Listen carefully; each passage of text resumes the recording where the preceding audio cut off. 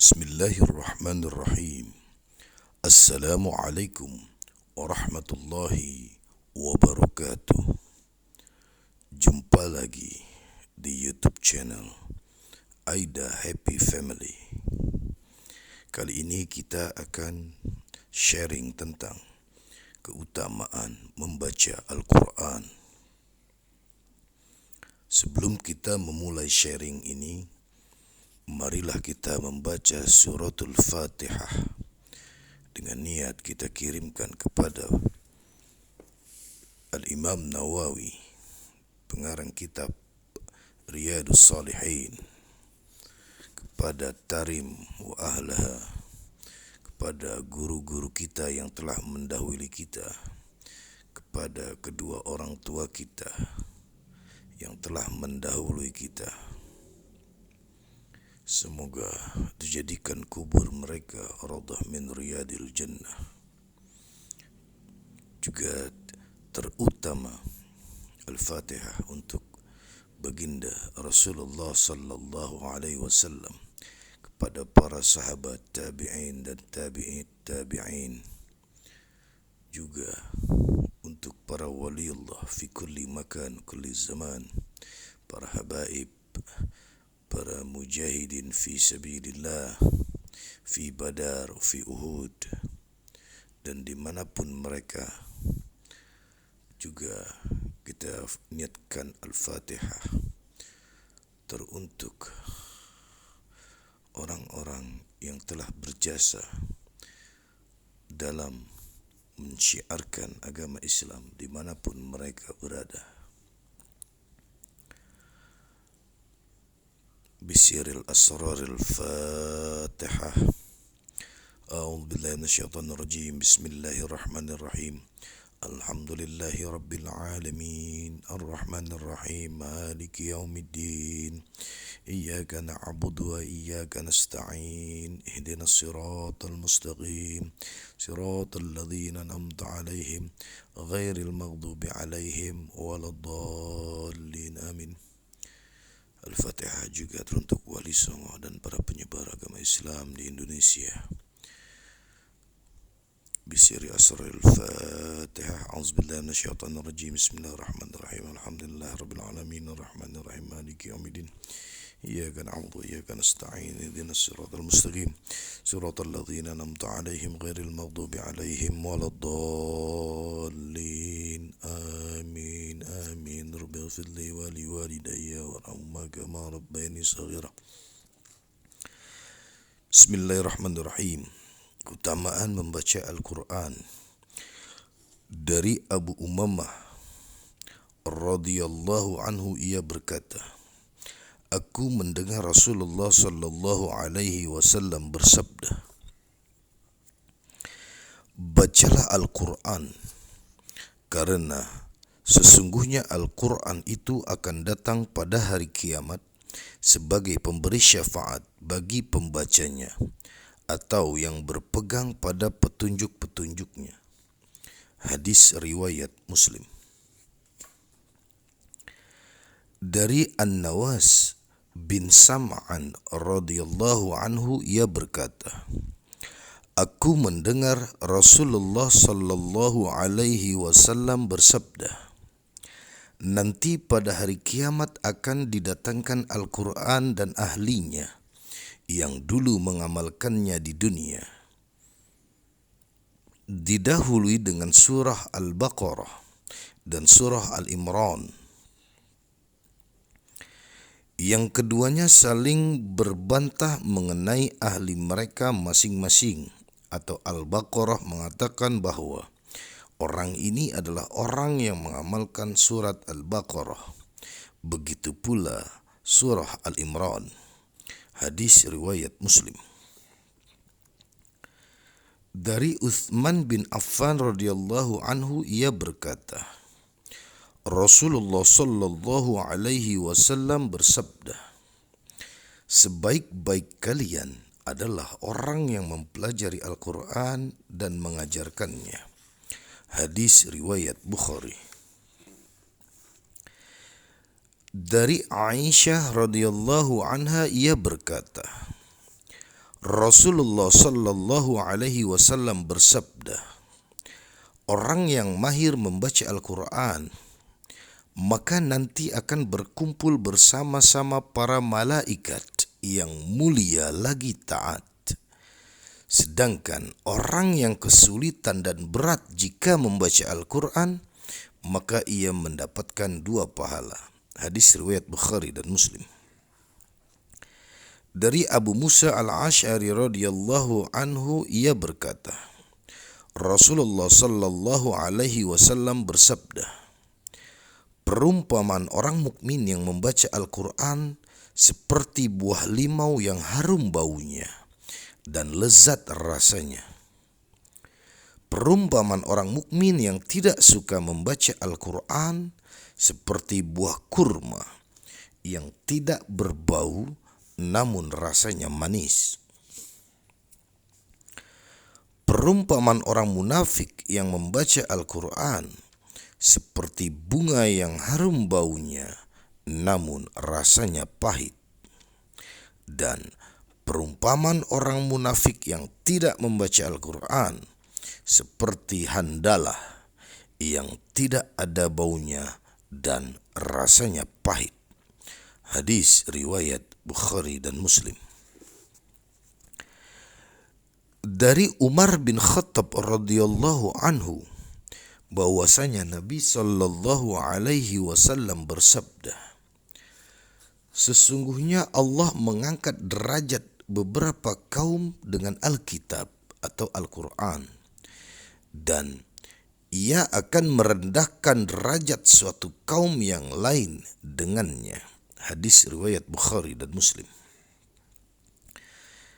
Dari Ibnu Umar radhiyallahu anhu, dari Nabi sallallahu alaihi wasallam, beliau bersabda, tidak diperbolehkan iri hati kecuali dalam 2 hal, yaitu seseorang yang diberi kemampuan oleh Allah untuk membaca dan memahami Al-Quran, kemudian ia mengamalkannya, baik pada waktu malam maupun siang. Dan seseorang yang dikaruniai harta oleh Allah, kemudian ia menafkahkannya di dalam kebaikan, baik pada waktu malam maupun siang. Hadis riwayat Bukhari dan Muslim. Dari Al-Bara bin Azib radhiyallahu anhu, ia berkata, ada seorang membaca surah Al-Kahfi dan di dekatnya ada seekor kuda yang diikat tali pada kanan kirinya.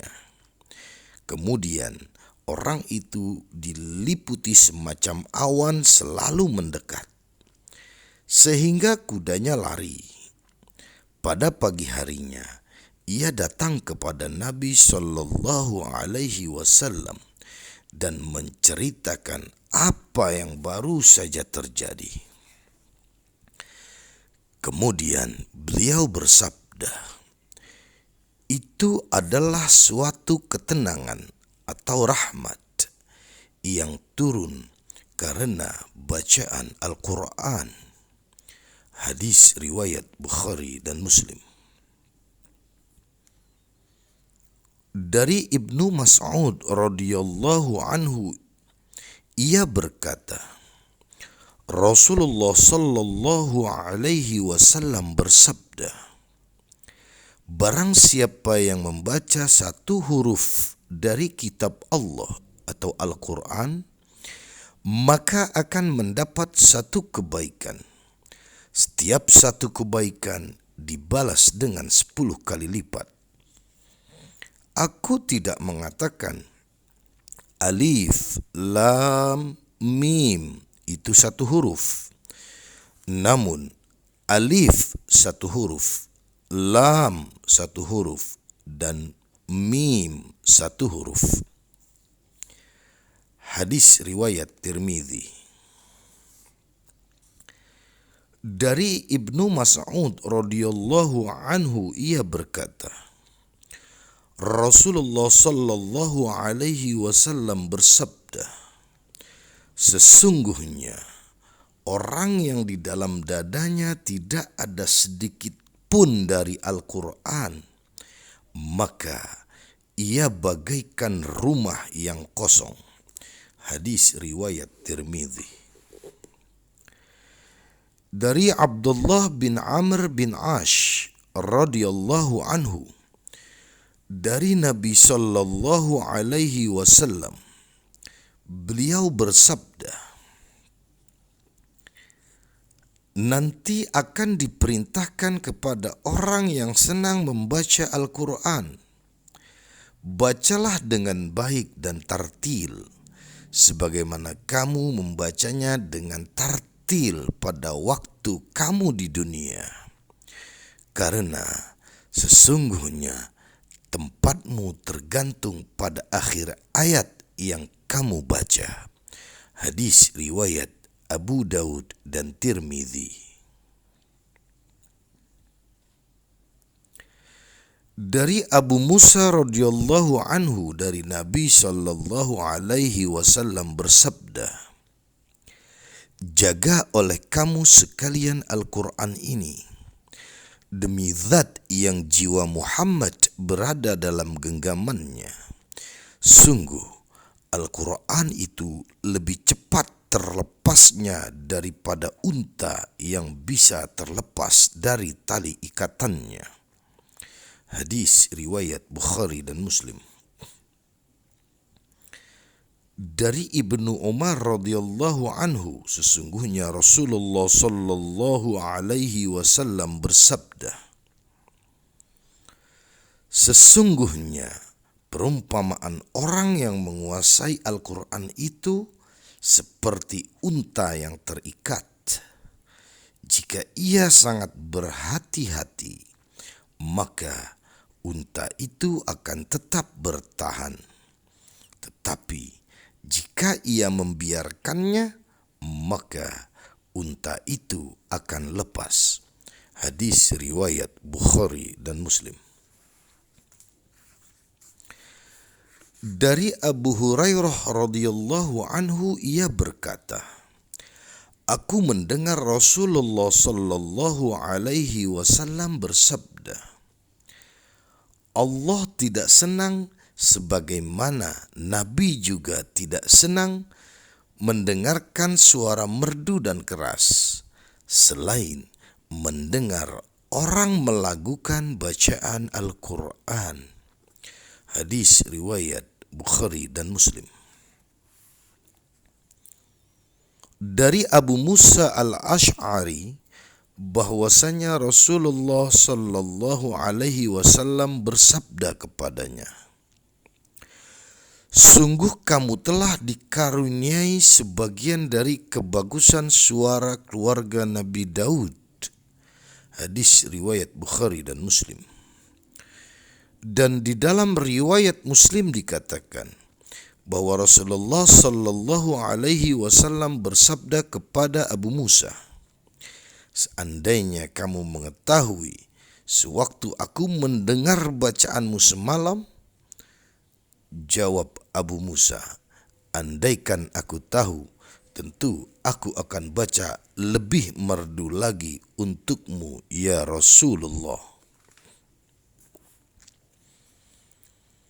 Dari Al-Bara' bin Azib radhiyallahu anhu, ia berkata, aku mendengar Rasulullah sallallahu alaihi wasallam membaca surah Wattini waz-Zaitun, Wattini waz-Zaituni pada waktu Isra.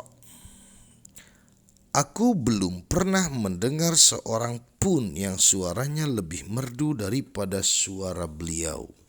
Hadis riwayat Bukhari dan Muslim. Dari Abu Lubabah bin Abdul Muzir radhiyallahu anhu, bahwasanya Nabi sallallahu alaihi wasallam bersabda, barang siapa yang tidak suka membaguskan suaranya di waktu membaca Al-Quran, maka tidaklah termasuk golonganku. Hadis riwayat Abu Daud. Dari Ibnu Mas'ud radhiyallahu anhu ia berkata, Nabi sallallahu alaihi wasallam bersabda kepadaku, bacalah Al-Quran untukku. Aku berkata, wahai Rasulullah, aku harus membacakan Al-Quran untukmu, padahal kepada engkaulah Al-Quran diturunkan. Beliau bersabda, sesungguhnya aku ingin mendengar Al-Quran itu dibaca oleh orang lain. Maka aku membacakan untuk beliau surah An-Nisa sehingga sampai pada ayat فَكَيْفَ إِذَا جِئْنَا مِنْ كُلِّ أُمَّةٍ بِشَهِيدٍ وَجِئْنَا بِكَ عَلَى هَؤُلَاءِ شَهِيدًا.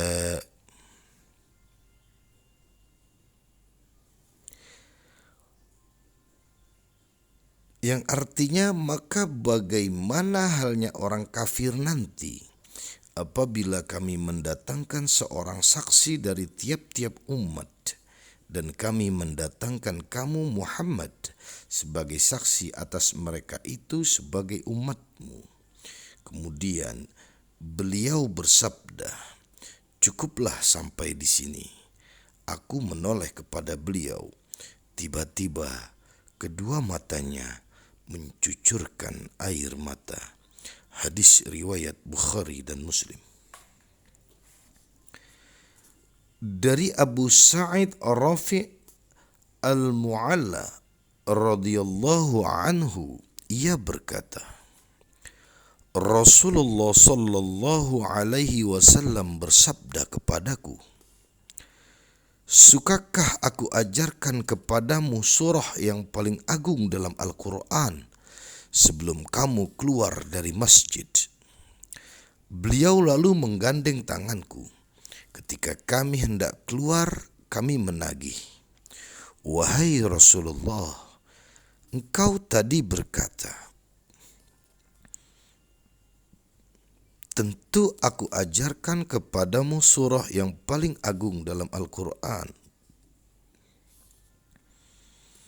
Rasulullah sallallahu alaihi wasallam bersabda,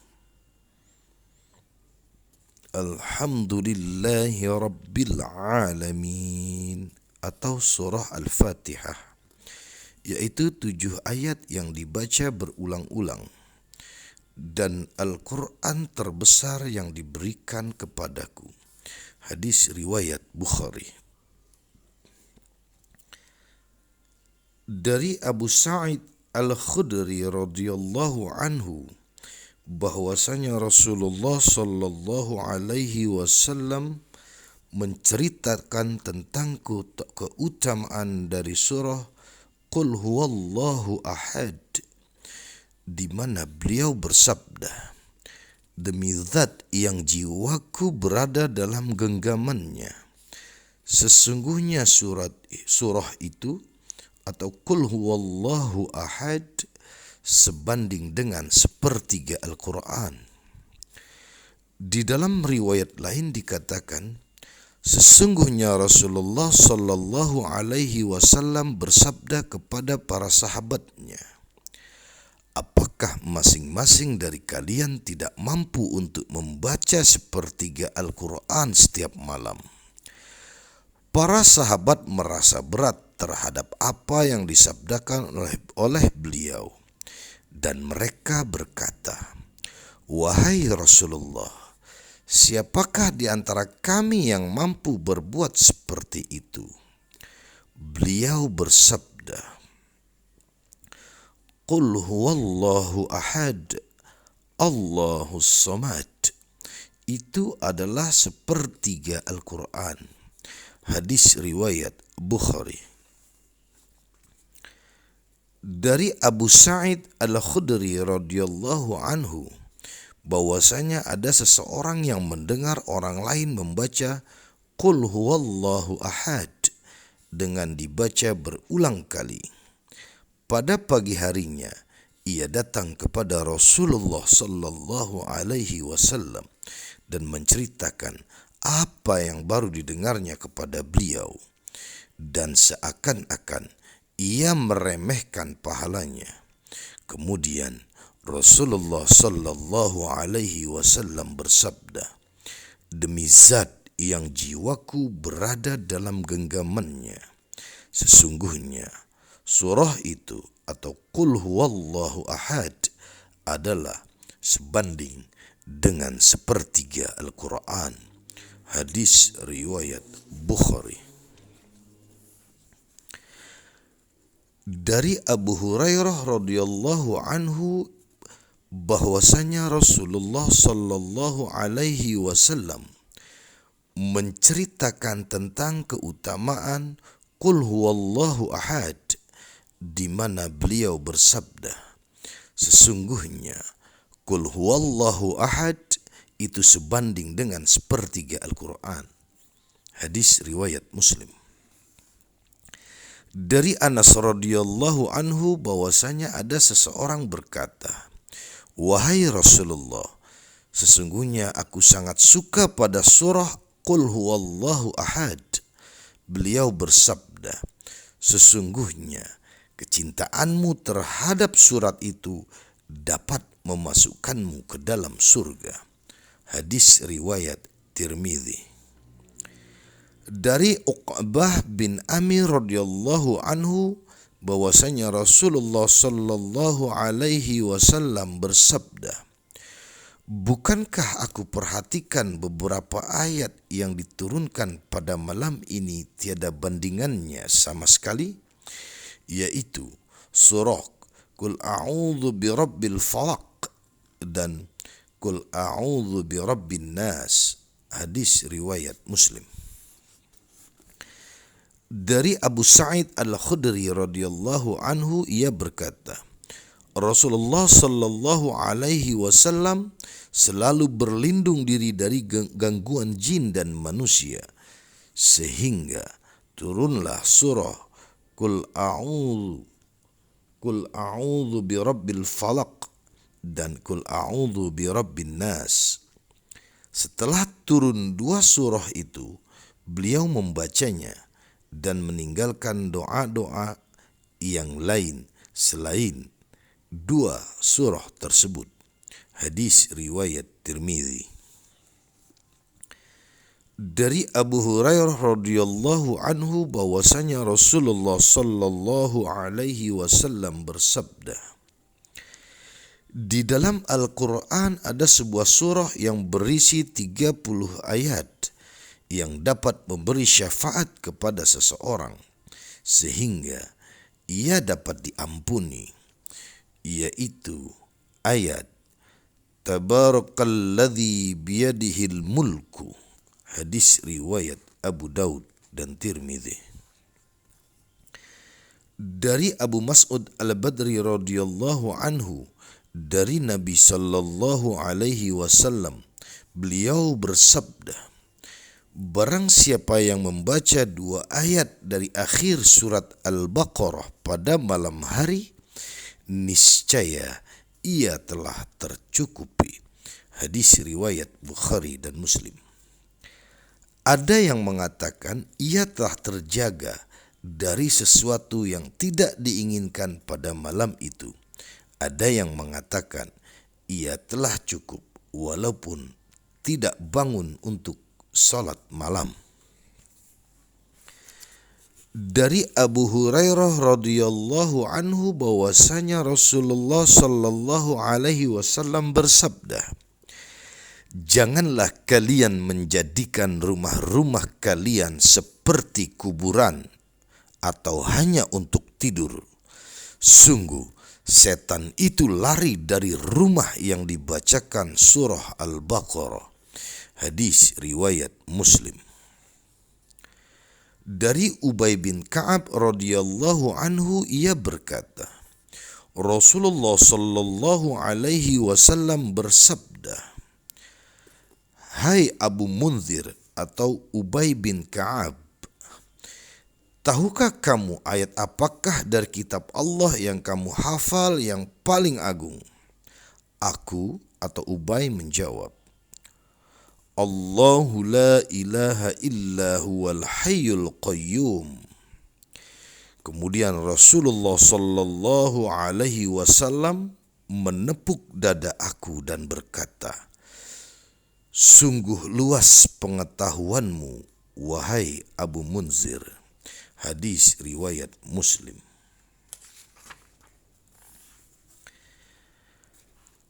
Dari Abu Hurairah radhiyallahu anhu, ia berkata, Rasulullah sallallahu alaihi wasallam mempercayakan aku untuk menjaga zakat pada bulan Ramadan.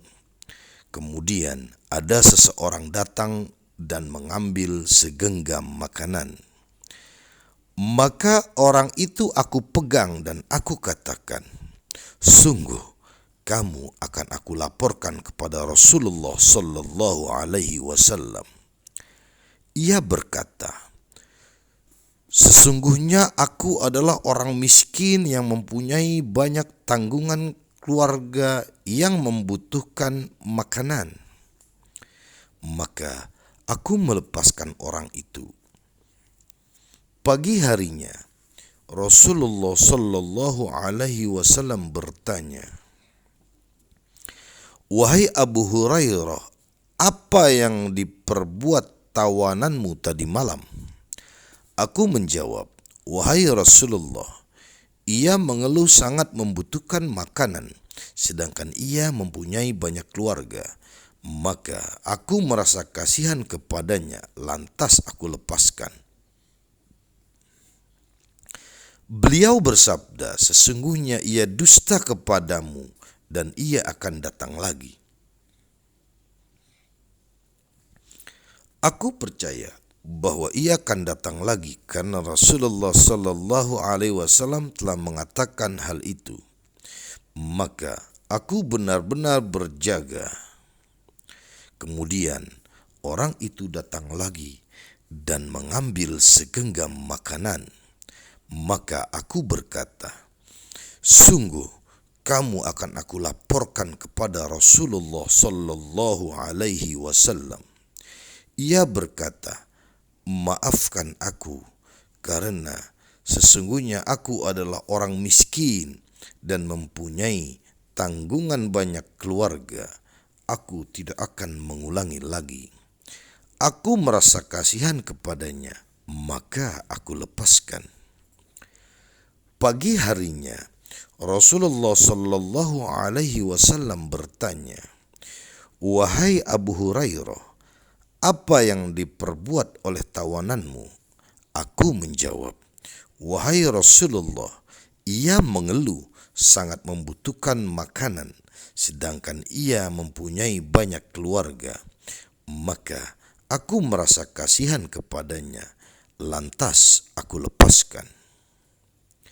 Beliau bersabda, sesungguhnya ia berdusta kepadamu dan ia akan kembali lagi. Kemudian aku benar-benar berjaga untuk ketiga kalinya. Tiba-tiba ia datang lagi dengan mengambil segenggam makanan. Maka orang itu aku pegang dan berkata, sungguh kamu akan aku laporkan kepada Rasulullah sallallahu alaihi wasallam. Ini adalah perbuatanmu yang ketiga kalinya, di mana kamu berjanji untuk tidak akan mengulangi. Ternyata kamu mengulangi lagi. Ia berkata, maafkan aku. Sesungguhnya aku ingin memberitahukan kepadamu beberapa kalimat yang mana Allah akan memberi manfaat kepadamu dengan kalimat itu. Aku bertanya, kalimat-kalimat apakah itu? Ia berkata, apabila kamu hendak tidur, maka bacalah ayat kursi yang berbunyi, Allahu la ilaha illa huwal hayyul qayyum, sampai akhir ayat. Seandainya kamu membacanya, niscaya Allah selalu memberi perlindungan dan setan tidak akan datang kepadamu sampai waktu pagi. Kemudian aku lepaskan. Pagi harinya Rasulullah sallallahu alaihi wasallam bertanya kepadaku, apa yang diperbuat oleh tawananmu pada waktu malam? Aku menjawab, wahai Rasulullah, ia memberitahu kepadaku beberapa kalimat yang mana Allah akan memberi manfaat kepada aku dengan beberapa kalimat itu. Maka aku lepaskan. Beliau bertanya, kalimat-kalimat apakah itu? Aku berkata, apabila kamu hendak tidur, maka bacalah ayat kursi dari awal sampai selesai, yaitu ayat Allahu la ilaha illa huwal hayyul qayyum. Niscaya Allah akan selalu memberi perlindungan kepadamu dan setan tidak akan datang kepadamu sampai waktu pagi. Kemudian beliau bersabda, sesungguhnya ia berkata benar kepadamu, walaupun ia adalah pendusta. Tahukah kamu siapakah yang datang kepadamu selama 3 malam itu, wahai Hurairah? Aku menjawab, tidak. Beliau bersabda, itu adalah setan. Hadis riwayat Bukhari. Dari Abu Darda bahwasanya Rasulullah sallallahu alaihi wasallam bersabda, barang siapa yang hafal 10 ayat permulaan surah Al-Kahfi, niscaya ia terjaga dari Dajjal. Dan di dalam riwayat lain dikatakan dari akhir surah Al-Kahfi. Hadis riwayat Muslim. Dari Ibnu Abbas radhiyallahu anhu ia berkata, ketika Jibril alaihissalam duduk di hadapan Nabi sallallahu alaihi wasallam, ia mendengar suara dari atasnya. Kemudian ia mengangkat kepala dan berkata, pintu langit pada hari ini dibuka, di mana sebelumnya tidak pernah dibuka. Lalu turunlah malaikat. Jibril berkata, ini adalah malaikat yang turun ke bumi. Ia tidak turun sama sekali kecuali hari ini. Malaikat itu mengucap salam dan berkata, bergembiralah dengan 2 cahaya yang diberikan kepadamu, yang tidak diberikan kepada seorang nabi sebelumnya, yaitu Fatihatul Kitab dan ayat-ayat akhir surah Al-Baqarah. Engkau tidak membaca satu huruf pun daripadanya, kecuali engkau diberinya atau diberi apa yang terkandung dalam ayat-ayat tersebut. Hadis riwayat Muslim.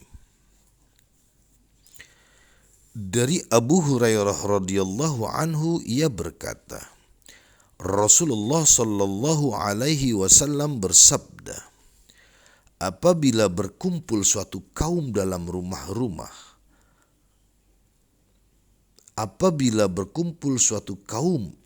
rumah-rumah Allah atau masjid untuk membaca Al-Quran dan mempelajarinya, maka ketenangan pasti akan turun kepada mereka.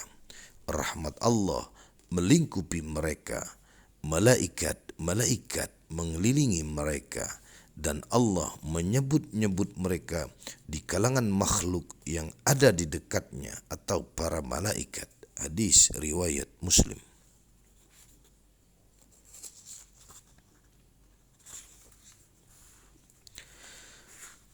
Dari Abu Hurairah radhiyallahu anhu ia berkata, aku mendengar Rasulullah sallallahu alaihi wasallam bersabda, pada hari kiamat nanti umatku akan dipanggil dengan keadaan bersinar-sinar karena bekas wudu pada anggota tubuhnya. Siapa yang hendak melebihkan batas sinarnya, maka lakukanlah, atau yakni tidak hanya membasuh sampai pada batas minimal, tetapi dilebihkan sedikit agar lebih sempurna. Hadis riwayat Bukhari dan Muslim. Dari Abu Hurairah radhiyallahu anhu, ia berkata, aku mendengar kekasihku Rasulullah sallallahu alaihi wasallam bersabda, perhiasan orang mukmin atau di surga itu sampai sesuai dengan sampainya wudu. Hadis riwayat Muslim. Dari Utsman bin Affan radhiyallahu anhu, ia berkata, Rasulullah sallallahu alaihi wasallam bersabda, barang siapa berwudu dan menyempurnakannya, maka keluarlah semua dosa dari jasadnya hingga dari bawah kuku-kukunya. Hadis riwayat Muslim. Dari Utsman bin Affan radhiyallahu anhu, ia berkata, aku melihat Rasulullah sallallahu alaihi wasallam berwudu seperti wudu aku ini.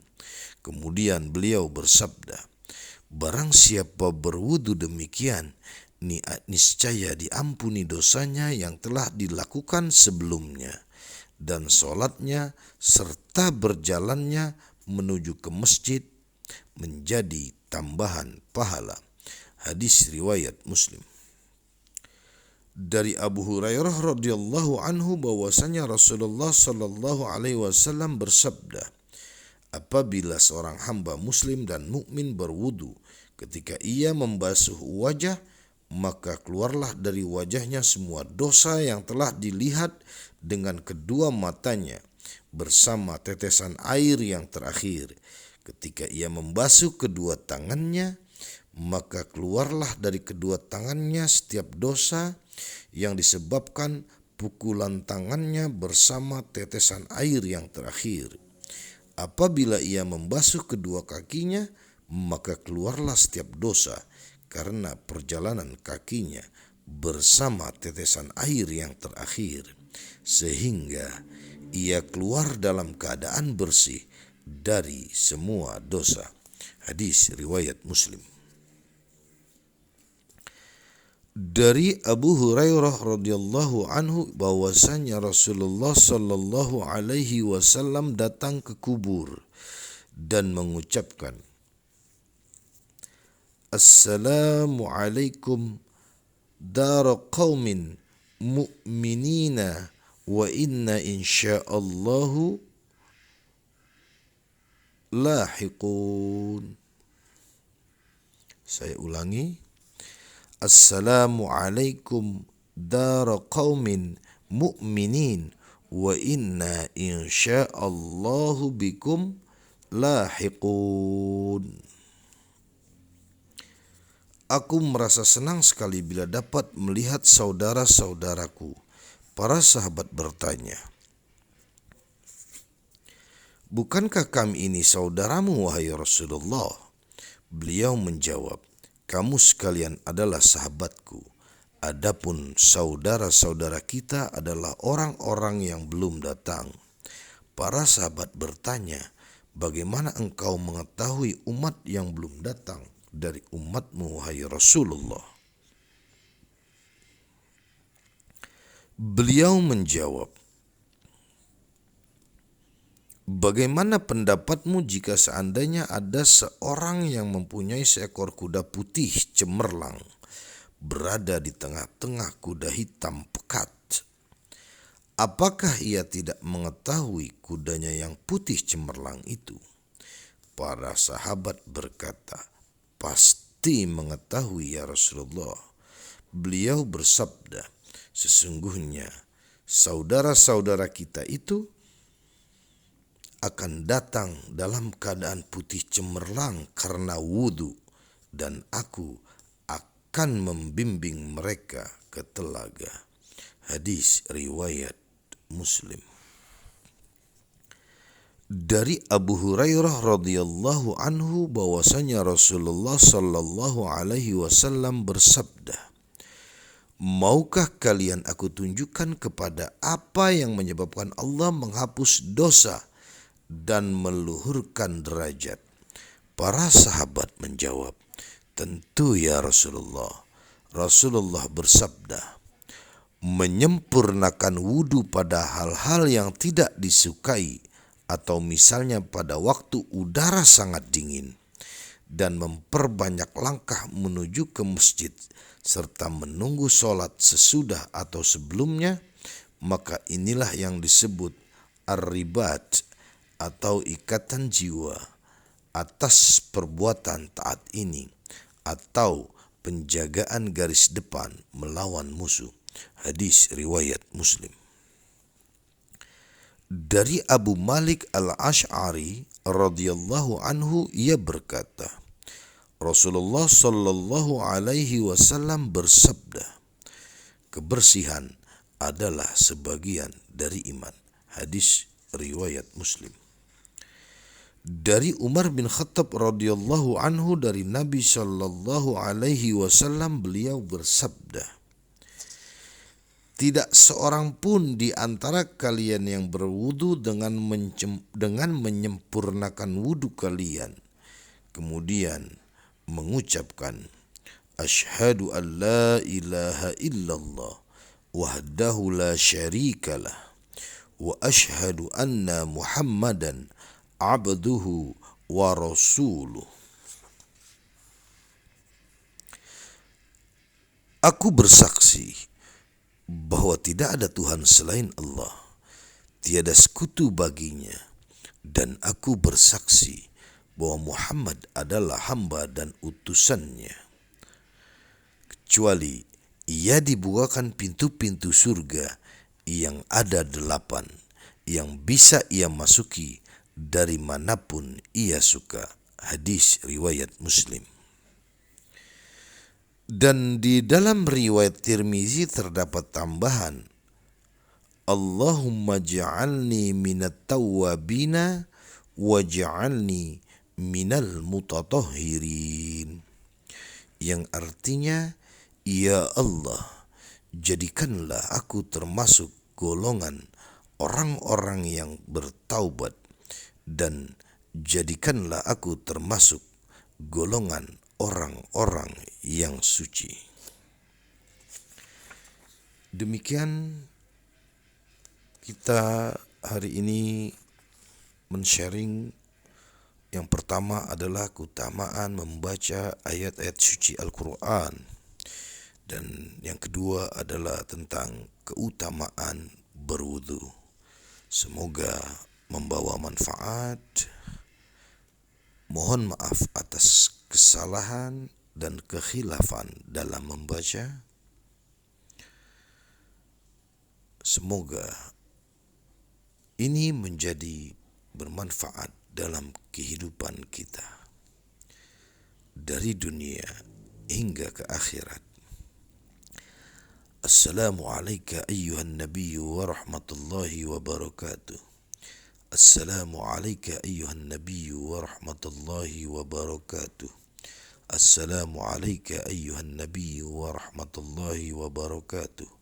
Assalamualaikum ayyuhan nabiyyu wa rahmatullahi wa barakatuh. Assalamualaikum ayyuhan nabiyyu wa rahmatullahi wa barakatuh. Rabbi ighfirli wa liwalidayya warhamhuma kama rabbayani saghira. Rabbi ighfirli wa liwalidayya warhamhuma kama rabbayani saghira. Rabbi ighfirli wa liwalidayya warhamhuma kama rabbayani saghira. Rabbi ighfirli wa liwalidayya warhamhuma kama rabbayani saghira. Rabbi ighfirli wa liwalidayya warhamhuma kama rabbayani saghira. Kurang lebih mohon maaf.